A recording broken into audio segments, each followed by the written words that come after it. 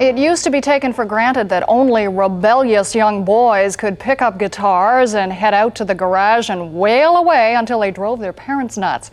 Today, in several cities across North America, punk rock is making a comeback, but it's in the hands of bands with names like Bikini Kill and Chicken Milk. And they're girls, Riot Grrls to be exact. Feminism with an attitude. Celina Bell has their story. Smear is part of a loose collective of female punk bands that call themselves the Riot Grrls. Riot because they want to stir up trouble in the male-dominated rock world. Girls because they want to show that it's okay to call yourself a girl. They're taking on an industry where women are generally thought of as bimbo groupies, backup singers, or hairy-legged folkies. Riot Grrls sing about issues that matter to them, about rape, sexual harassment, child abuse, even about menstrual cramps.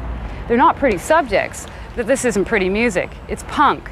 It's an angry side of women we rarely get to see in the pop and rock industry that's dominated by the likes of Whitney Houston and Wilson Phillips. There is something intrinsically revolutionary about women making loud noise together. Elizabeth Wurtzel wrote about Riot Grrls in the New Yorker magazine. It's not normal. It's not the same as when the guys do it. I mean, they're singing about their experiences as girls instead of just, their general, anger that the punk movement always had. Getting together like this is one way of looking for empowerment and respect. The fundamental strategy of the underground Riot Grrls is networking. But rather than business cards and cell phone numbers, they exchange homemade tapes and homilies, or zines as they're called, that have become the voice of their revolution. I contribute stuff to these kind of fanzines, and Smear's lead singer, Melanie Kay, has been involved in the underground network for years. I think that's the function of fanzines in general, is like a tool to talk about what's happening in your area and let other people know, and then you can kind of share your experiences. There's a bit of everything in them too: poetry, politics, comics, artwork. Recipes. Recipes? Yeah, this one had some recipes for it doesn't matter, it all comes out the other end anyway.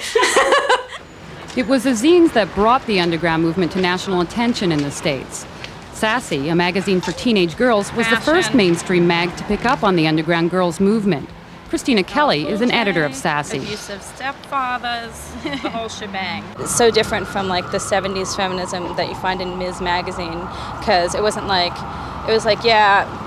fight sexism and we hate the patriarchy, but it was also like the girl, they're also into boys, and like it's sort of a neo-feminist thing where they'll wear mini skirts, but it's sort of like taking back the power, calling themselves girls, Grrls, like taking back the word and making it a powerful thing instead of a demeaning thing,